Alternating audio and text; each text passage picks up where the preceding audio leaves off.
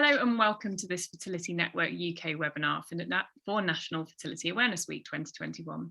I'm Rosa Glover from Fertility Network, and joining us this evening is Professor Joyce Harper from the Institute of Women's Health at University College London. At Fertility Network, we believe everyone needs access to reliable, evidence-based information about fertility. And Fertility Network's lovely Kate Bryan is going to be talking to Joyce about fertility education, what we need to know now, and how we can improve things in the future. Thank you both for joining us, ladies. Over to you. Thanks so much, Rosa, and thank you, Joyce, for speaking to us today. And thank you, everyone who sent in questions for this National Fertility Awareness Week webinar. Joyce, the first thing I wanted to ask you about fertility education, I know you're very involved with the Fertility Education Initiative and you've been very actively campaigning around this, but do you think we still need more fertility education? I absolutely do, Kate. Unfortunately, it's something that we're not taught at all in our lives. So how are anyone supposed to know what they need to do to prepare for a pregnancy, to have a healthy pregnancy, and even to get pregnant, the best way to get pregnant? So we are very lucky now in the UK that in the national curriculum, the Department for Education has put that we will now teach children about fertility and about the menopause. But we obviously have a catch up with those people that haven't formally been taught this. And I've been doing a lot of research around this area and asking people what they understand. And there are obviously some people that understand the basics, but there's very few that really have the knowledge to understand how to get pregnant and how to have a healthy pregnancy. One thing I particularly wanted to pick up with you is I've noticed there have been quite a few articles recently suggesting that the idea that fertility actually declines at 35 is just a myth and that we're scaring people by talking too much about age-related infertility. I mean, what's your response to that? This is something I've looked at very closely. And when I talk to the reproductive community about this, they all shake their heads. So they can't believe that there is some of this information in the media, but there certainly is. And I want us to really look at the data. It's important to look at evidence-based medicine. And we have decades of data where we know that female fertility starts to decline in a woman's 30s. We know that the number of eggs she's going to produce is going to decline and the quality of those eggs. We've had animal experiments done, but more importantly, we've got years of data on humans. And we've also got really good data, historical from about 20 years ago, where, for example, they've looked at big donor conception programs where basically they know that the sperm is fertile, and they've looked at how long it took women to get pregnant. They've looked by age. So they're really just looking at the woman's fertility. And they obviously see that women who are older take longer to get pregnant and more end up not being pregnant at all. I mean, that's just one example of data, but there's numerous data. And if we look at the fertility data, for example, from the Human Fertilization and Embryology Authority, we clearly see how they collate their data. They do live birth rate for under 35s, and then they do it in 2-year batches, because you can see from their data how female fertility declines with age, and significantly so around the age of 40. So I'm a scientist, I need to look at data, I need to go with what we have. And I'm very convinced that women are going to have problems leaving it too late to get pregnant. So we just want to make sure that they're aware of this information and aware that it gets very difficult in your late 30s and early 40s to get pregnant naturally or by fertility treatment. We always talk a lot about the decline in fertility for women, but is there a decline in fertility for men as well? Well, men produce about 100 million sperm every time they ejaculate, and women only ovulate 1 egg per month. So we only ovulate about 450, 500 in our entire life. So we have this big discrepancy in the fertility of men and women. But the recent data is showing that men's fertility does decline, but it doesn't make them infertile like women will be. So by the time women are in their mid-40s, almost all women will be totally infertile, unfortunately. But men won't. But around the age of 40, their sperm counts and the health of their sperm does decrease slightly. And what we find that an older man will find it may take longer to get his partner pregnant than it would have done if he was 20 years younger. But this effect is compounded if both the woman and the man are of an older age. So if both are around the age of 40, then that will make more of a problem. And there's also data from IVF that backs this up, that there can be problems when the man is older. But I also mentioned the health of the sperm. And unfortunately, one thing that we know happens as a man fathers children later in years is there's more genetic problems that happen. So there's an increased risk of things like autism, dwarfism, schizophrenia that can happen in men who father children when they're older. So it is there, but it's not as a pronounced effect as we see in women. Thanks, that's really interesting. The other thing I wanted to ask you about was I think that sometimes there's an assumption that if people leave it, then fertility treatment, and particularly IVF, is the solution. I mean, do you think there's a need for more education about the realities of that? Absolutely. We need to let people know that IVF is not a miracle cure. I went through 7 years of fertility treatment myself, and I'm very lucky to have 3 children. But the 2 issues are that, well, there's 3 issues. It's a very hard journey to go through.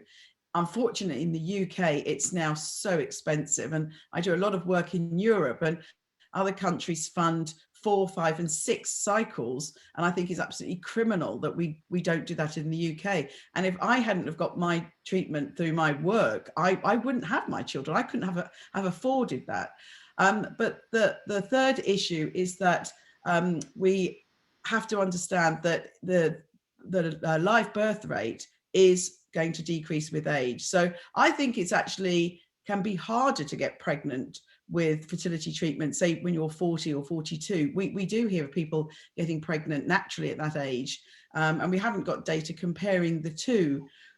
But as I said, the quality of the egg will decrease, even the quality of the sperm will decrease. So once you get over 40, the chance of success by IVF is just a few percent.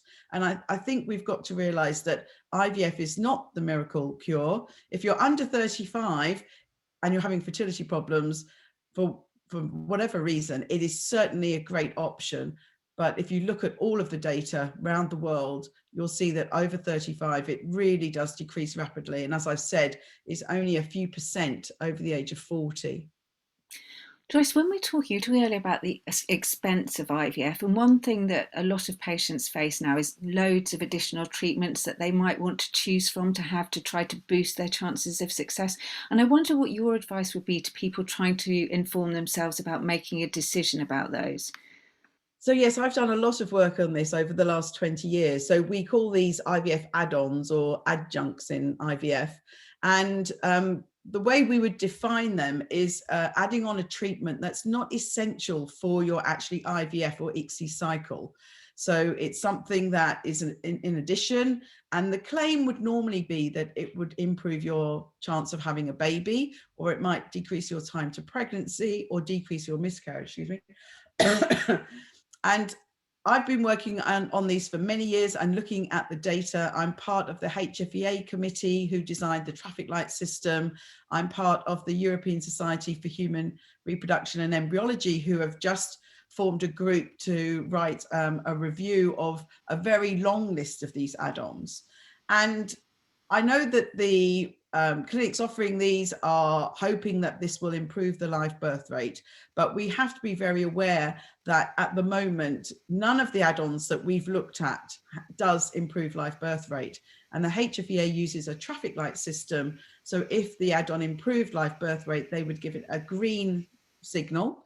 And unfortunately, there's no add-ons at the moment that are green. And we've talked about this at great length, and there's none of the add-ons that we feel at the current time. And they would go green when there's been proper robust studies to show that if you have this treatment, you would improve your chance of having a baby.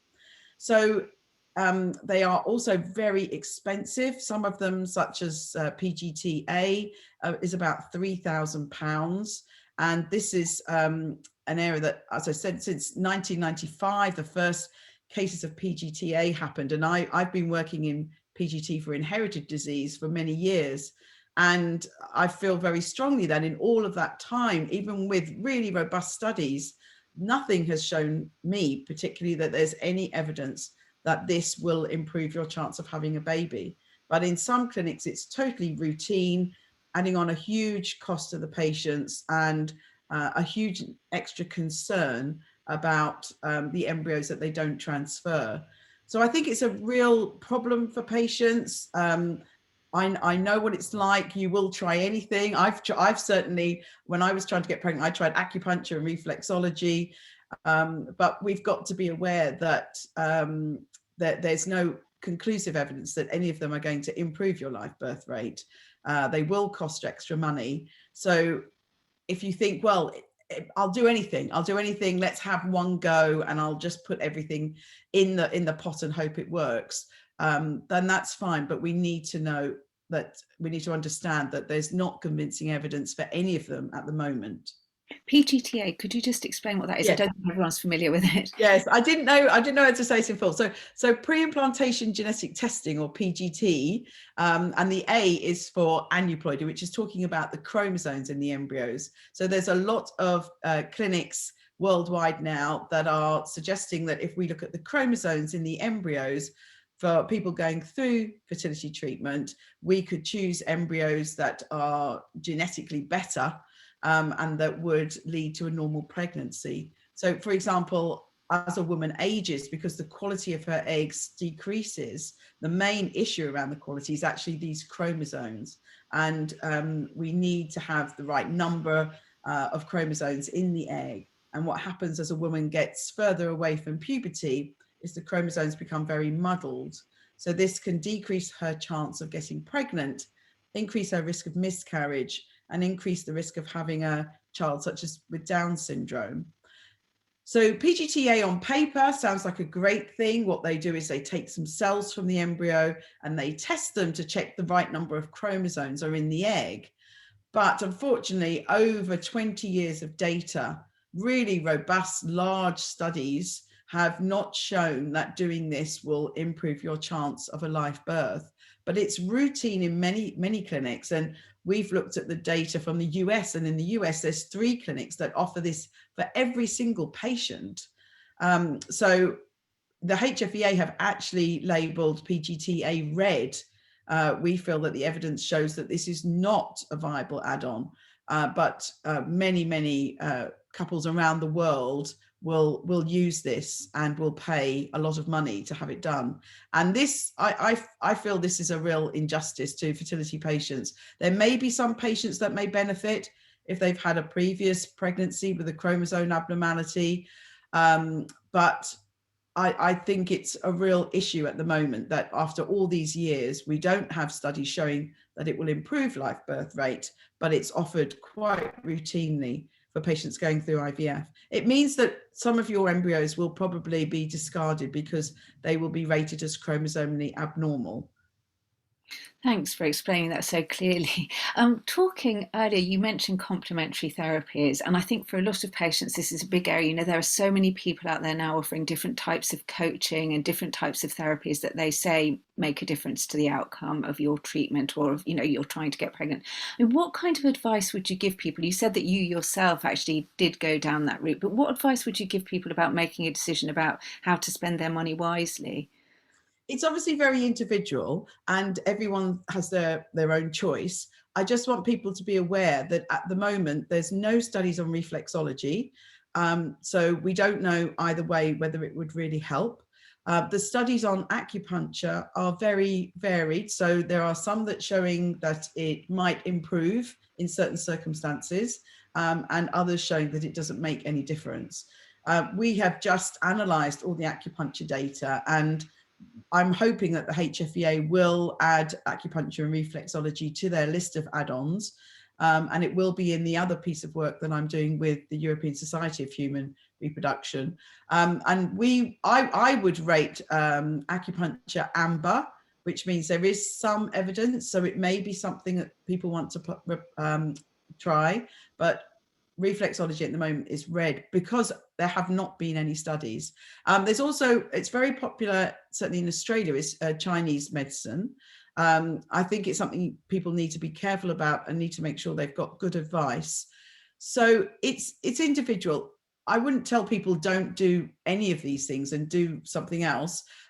But as long as they know the information, then they can make an informed choice about what's right for them. So I wouldn't criticize anyone for having PGTA or reflexology, as long as they know the data that we have at the moment, which is always changing. So it may be that we find in next year that there's a really great study on reflexology. It shows it's absolutely the answer. So we've got to obviously go with the science and go with the data. So I just want people to know what we understand at the moment. Thanks. One thing that women often say to us they find really difficult is the fact that there's this kind of assumption that the reason that people have kind of left it too late or left it a while to try to get pregnant is because they're focused on their careers and, they're being quite selfish. Whereas what women say to us is most often the reason is that they haven't met the right person who's ready to settle down and have children. We've put all of the attention on women, but do you think maybe we ought to be putting a bit more focus on men and encouraging them to think about having children earlier?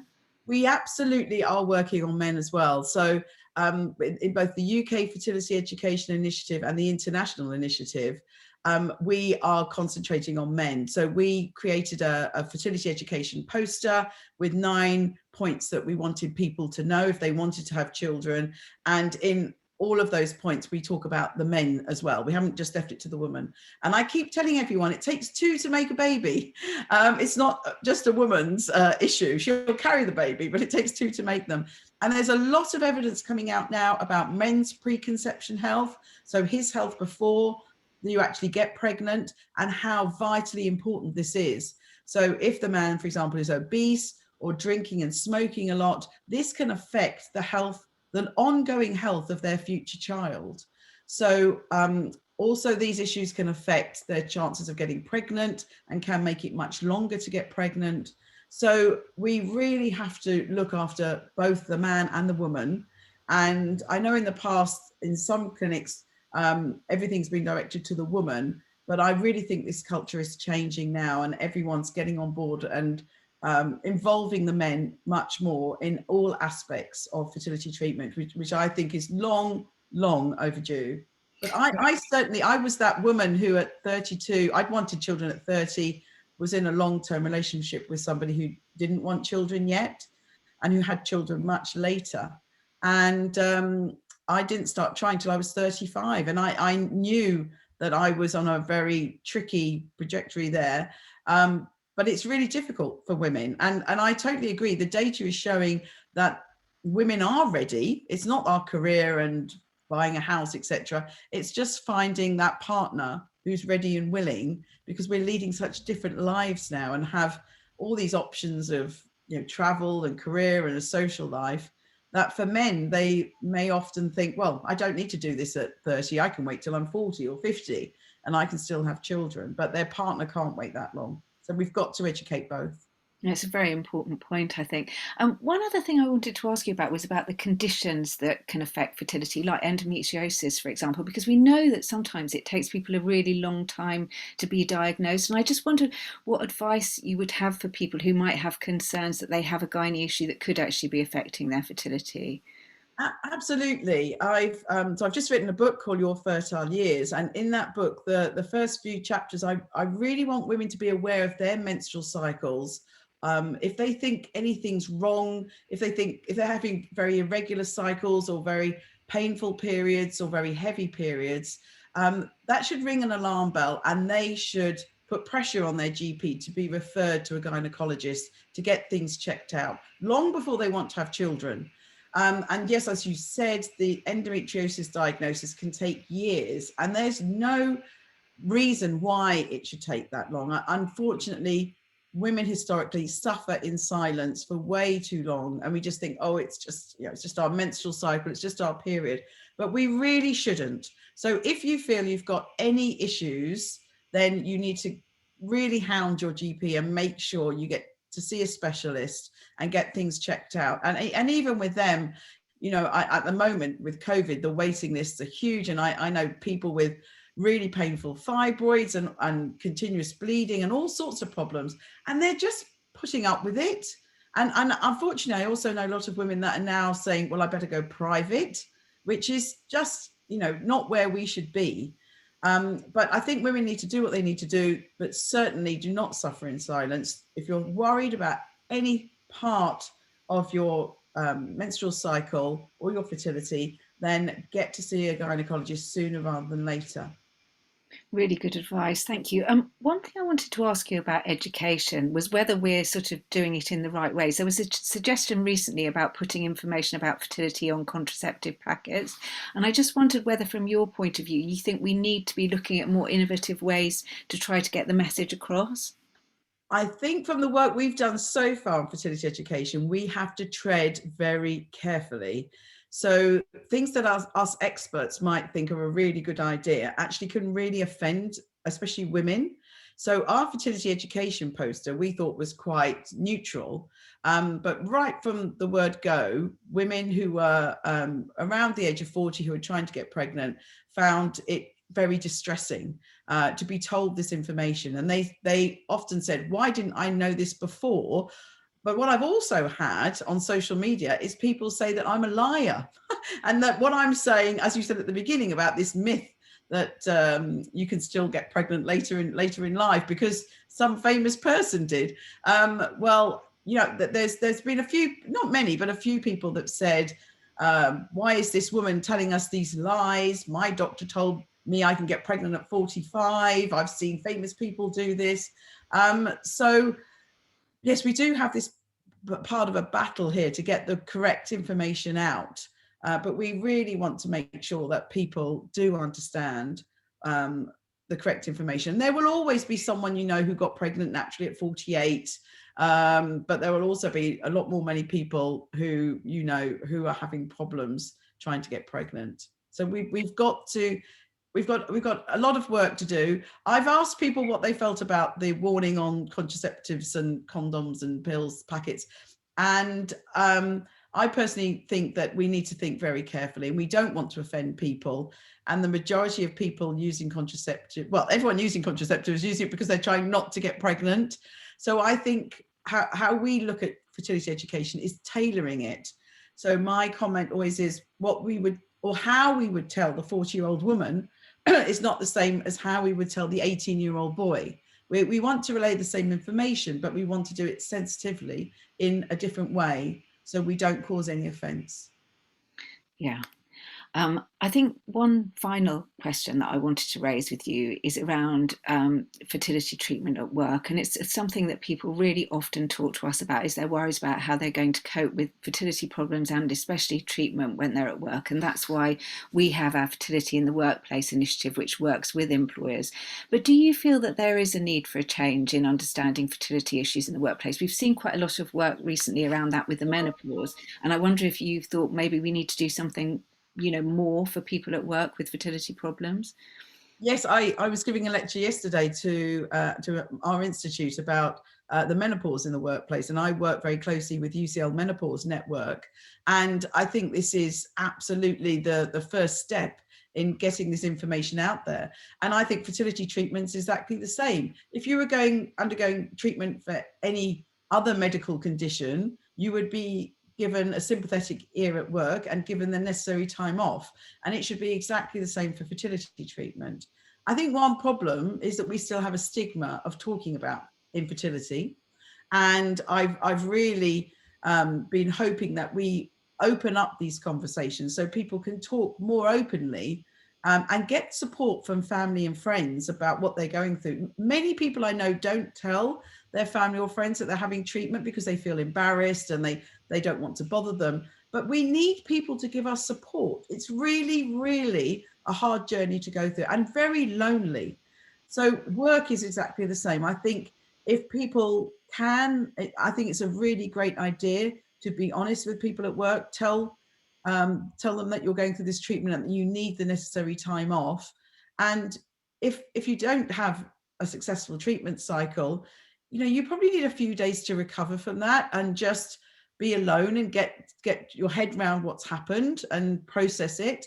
So we absolutely should be able to have time off as if we were having any other medical treatment when we're going through IVF, for sure. So there's lots of work to get this really out into the workplace, but your work is brilliant. So we need to continue to do that for sure. Thank you, Joyce.